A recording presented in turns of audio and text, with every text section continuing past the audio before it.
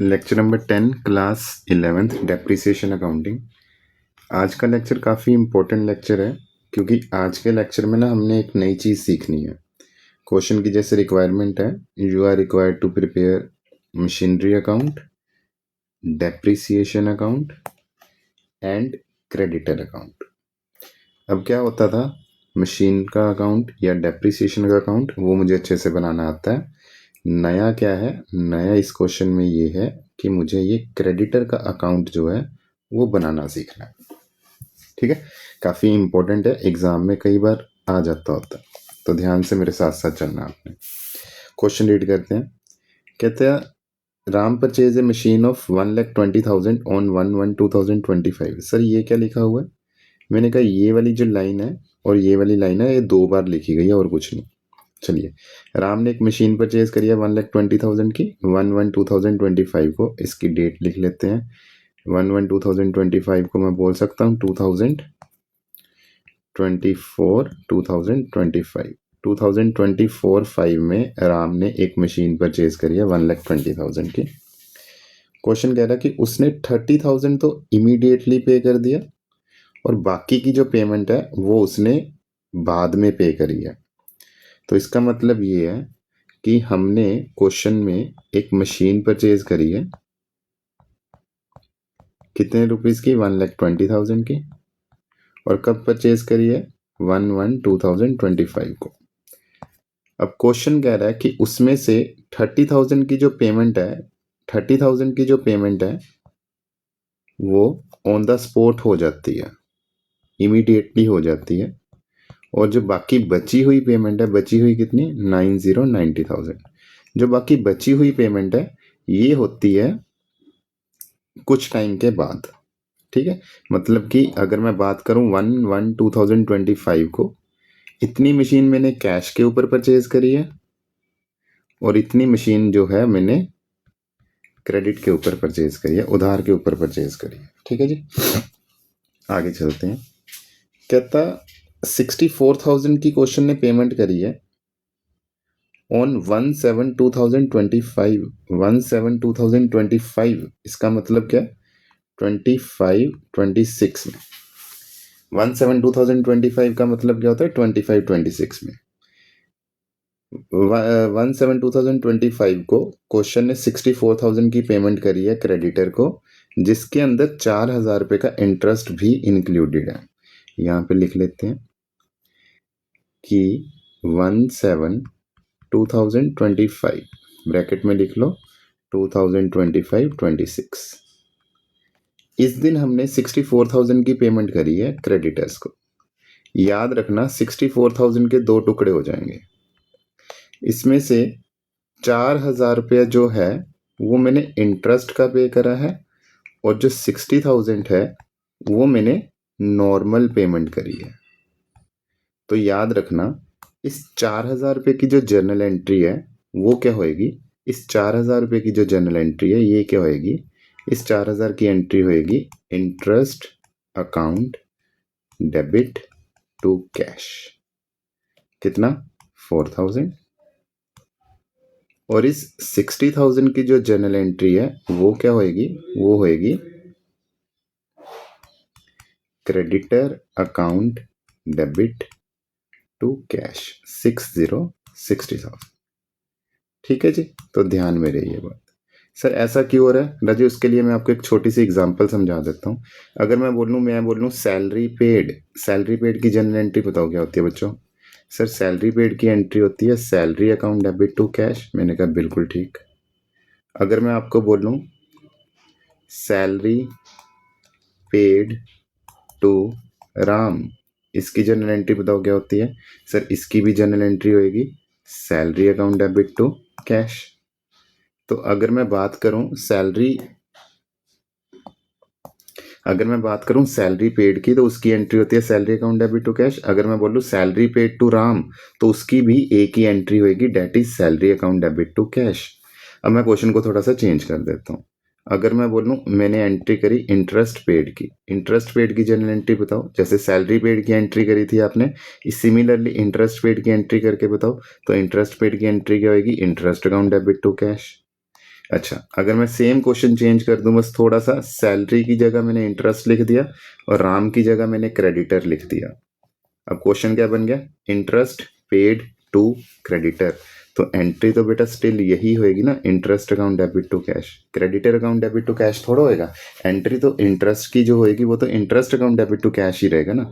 तो उसी point of view से सर ने क्या बोला, जो 4000 का इंटरेस्ट है उसकी entry interest account debit to cash होएगी, जो 60,000 क्रेडिटर को पेमेंट करा है उसकी एंट्री क्रेडिटर टू कैश होएगी। उसके बाद और क्या हो रहा है, कहता जो बचा हुआ बैलेंस है, मैंने 32,000 की पेमेंट करी है 1/7/2026 को। अब 1/7/2026 कौन सा होता है? 26/27। तो 1/7/2026 हमने 32,000 की पेमेंट करी है, जिसके अंदर 2,000 रुपये का इंटरेस्ट भी इंक्लूडेड है। तो एंट्री लिख सकता हूँ, एक एंट्री क्या होने वाली है? Creditor to cash. 32,000 में 2,000 का इंटरेस्ट है, बाकी 30,000 जो है वो क्रेडिटर को नॉर्मल पेमेंट हुई है। जो 2,000 की पेमेंट हुई है वो इंटरेस्ट के पॉइंट ऑफ व्यू से हुई है, उसकी एंट्री क्या होगी? Interest account debit to cash. ये बात है, ठीक है। अब सर ने एक मशीन की हमने परचेज करी थी, उसकी जनरल एंट्री लिखनी है, ये एंट्री ध्यान से लिखनी है। अगर हमने एक मशीन परचेज करी थी 1,20,000 की, तो उसकी जनरल एंट्री क्या होगी? मशीन अकाउंट डेबिट 1,20,000, जिसमें से हमने कैश कितना पे कर दिया था इमीडिएटली? 30,000, और बाकी उधार के ऊपर हमने कितना पे करना था? 90,000। तो आज 90,000 की पेमेंट नहीं हुई, आज मेरे 90,000 के क्रेडिटर बन जाएंगे। ठीक हो गया। चलिए, ये सारी इंफॉर्मेशन लिख ली। एक चीज ये हुई है क्वेश्चन में, एक चीज ये हुई है क्वेश्चन में, और एक चीज ये हुई है क्वेश्चन में।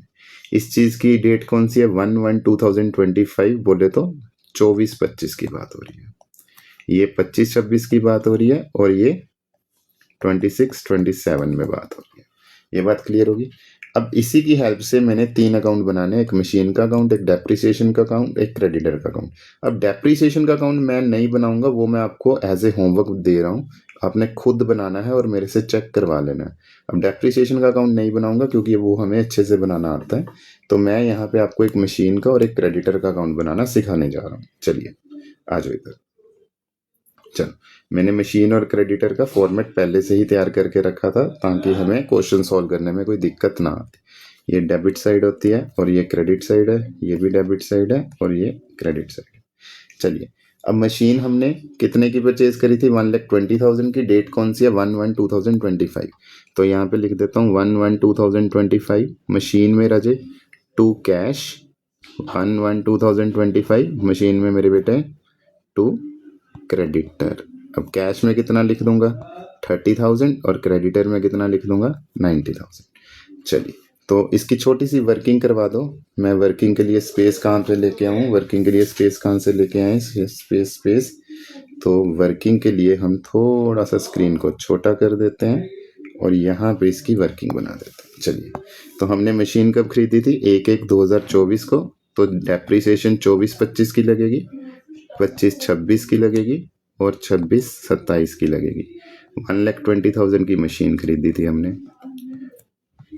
तो यहाँ पे जो डेप्रिसिएशन है मेरे बच्चे 3 मंथ की लगने वाली है, यहाँ पे डेप्रिसिएशन 12 मंथ की लगेगी, यहाँ पे डेप्रिसिएशन 12 मंथ की ही लगेगी। अब 10% रेट ऑफ डेप्रिसिएशन है, 1,20,000 के ऊपर 10% 12,000 होता है, तो 3 महीने का कितना होएगा? 3,000, और यहाँ पे 12,000, और यहाँ पे भी 12,000। ठीक है जी, 10% ही है ना? हाँ जी बिल्कुल, 10% रेट ऑफ डेप्रिसिएशन है, तो मैंने 10% के हिसाब से लगा दिया है।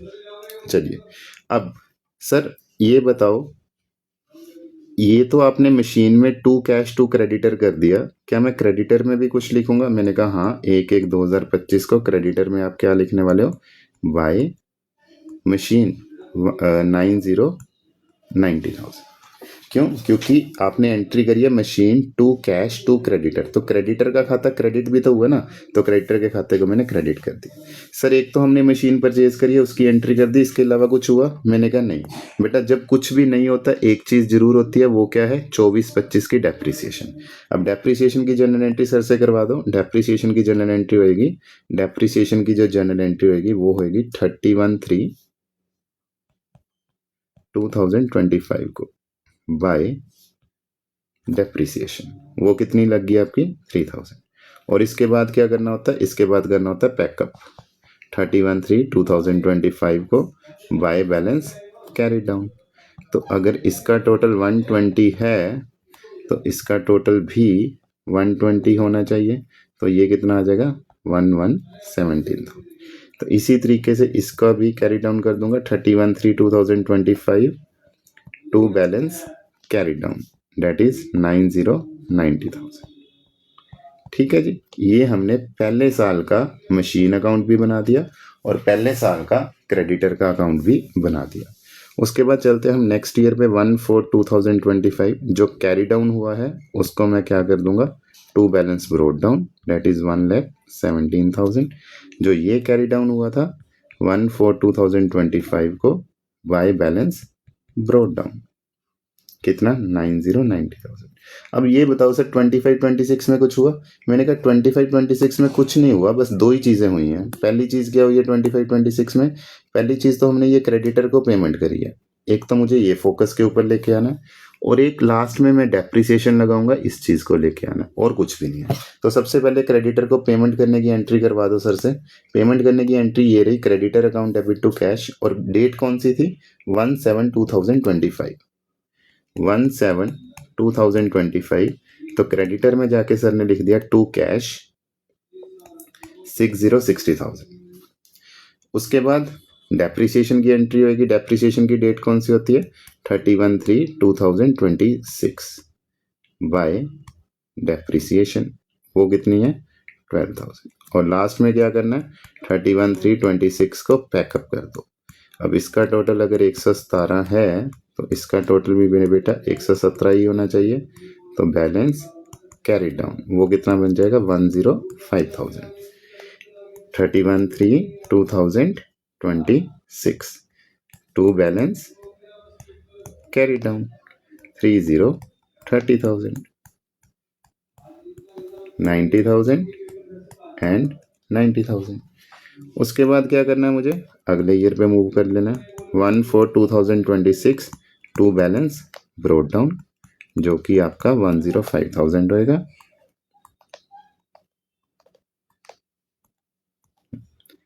One 4/2026 by balance brought down, जो कि आपका 30,30,000 है। और कुछ हुआ सर अब 26-27 में? 26-27 में मेरे बेटे एक तो आपने ये क्रेडिटर को पेमेंट करने की एंट्री करनी है, क्रेडिटर टू कैश, और एक आपने ये डेप्रिसिएशन लगानी है, और कुछ भी नहीं हो रहा। तो सबसे पहले क्रेडिटर को पेमेंट करने की एंट्री कर दो, क्रेडिटर टू कैश। डेट कौन सी है? 1/7/2026, 1/7/2026। तो क्रेडिटर को जो पेमेंट करी है टू कैश 30,000 और 31/3/2027 बाय डेप्रिसिएशन, जो कि 12,000 है। 12,000 सर ने डेप्रिसिएशन लगा दी। 31/3/27 को क्या कर दूंगा? कैरी डाउन कर दूंगा, तो ये कितना आ जाएगा? 93,000। ठीक है।